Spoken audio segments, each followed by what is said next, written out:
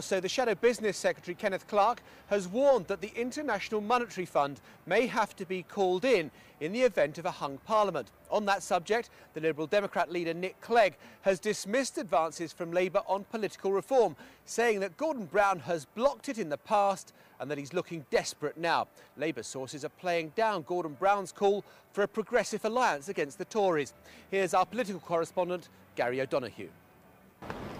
Are you a desperate politician, Prime Minister? The Prime Minister's pursuit of the voters took him to Cardiff today, but it's his pursuit of the Lib Dems that's occupying the minds of Labour strategists. Often intensely tribal in his politics, Gordon Brown is now talking about a progressive alliance, and it's the Lib Dems he's got in his sights. We want to see a new type of House of Commons, a new type of House of Lords. We're prepared to have a referendum on that. I hope that the Liberals would support that. I know the Conservatives don't. But I hope the Liberals will support that. So on that issue, there is some common ground. Thanks very much. Cheers. We've all been there, of course, chasing your heart's desire the best way you know how. But when it's another political party you're trying to woo, then what do? Labour's answer is to talk a lot about policies dear to the heart of the Lib Dems, like voting reform, an elected House of Lords, and even one cabinet minister talking about common ground on tax. I think there is something, frankly, desperate about... But the object of Labour's affections is playing hard to get, refusing to commit until he's seen the whole field. If political reform was such a great idea, why on earth didn't they do it for 13 years? They promised a referendum on far-reaching electoral reform in 1997. We've been talking about reforming the House of Lords for 100 years. Make a start this year. Gordon Brown's courtship of Nick Clegg began in earnest during that prime ministerial debate last Thursday. I agree with Nick. Where Nick and I are agreed, I agree with Nick.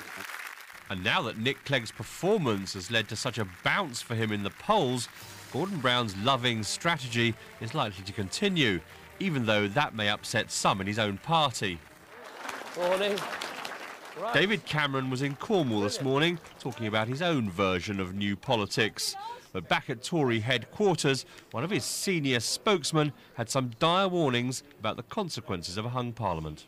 If the British don't decide to put in a government with a working majority and the markets think that we can't tackle our debt and deficit problems, then the IMF will have to do it for us.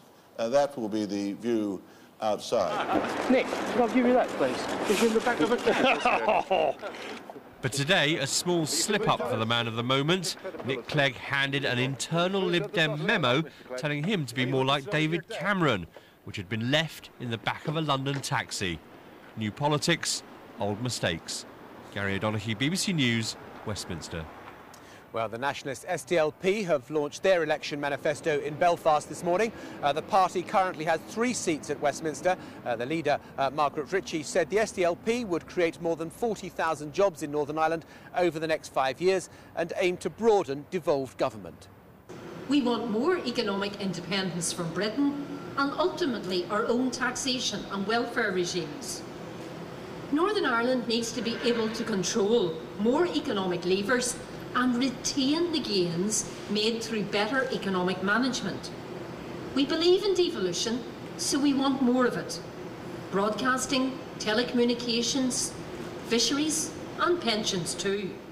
Well, I'm joined now by our political correspondent, Laura Kunsberg, who's with me. Laura, talk of the IMF, that all sounds very 1970s. All sounds a bit frightening, doesn't it? And in essence, by talking about the hung parliament this morning, the Conservatives have tried to give a pretty stark warning of what might happen if nobody wins outright control of that place. Ken Clark, the Shadow Business Secretary, who of course was already an MP back in that period, said if there isn't an overall majority, if the markets don't take seriously what the cobbled together government's trying to do about the hole in the public finances, then the International Monetary Fund might have to get involved and bail out the UK like they did in 1976. Now, it's clear the Tories are trying to turn up the heat on the threat of a hung parliament.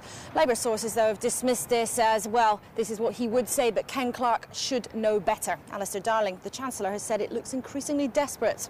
Well, and let's report one other thing on this campaign. I think the first egg has made contact with a politician. Yes, poor David Cameron was out campaigning in Cornwall. He was duly literally egg smashed all over the ground. We don't know what point this protester was trying to prove yet. Apparently he quipped that yesterday was the chicken, now the egg, after he was ambushed yesterday by a man from a newspaper in a chicken suit.